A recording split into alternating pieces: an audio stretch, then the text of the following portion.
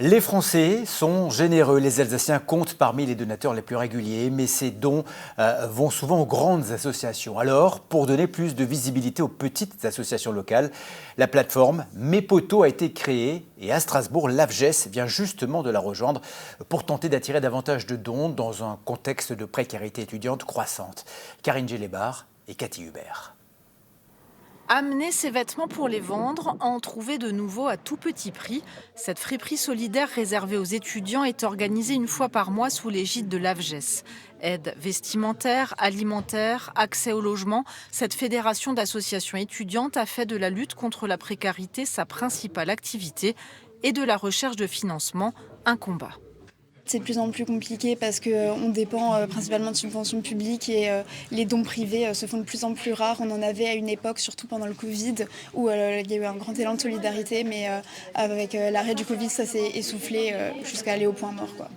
Attirer l'attention des donateurs est dans la jungle associative un défi. Ils sont généreux, mais souvent envers les mêmes grosses structures.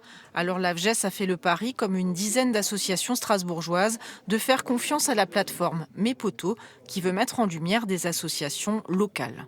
On a réuni uniquement des associations de terrain, il y en a une dizaine et je suis sûr que la plupart des gens ne les connaissent même pas.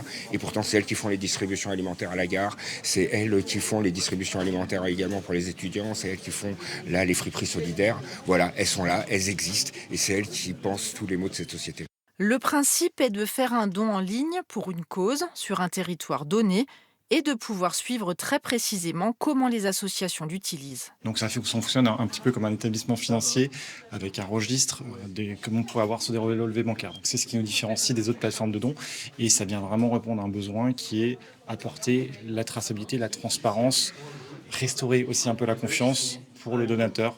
Parce qu'aujourd'hui, c'est le principal frein aux dons en France. Une plateforme qui se finance en retenant 4% de chaque don, le prix pour que la confiance des donateurs soit plus volontiers tournée vers les actions de proximité.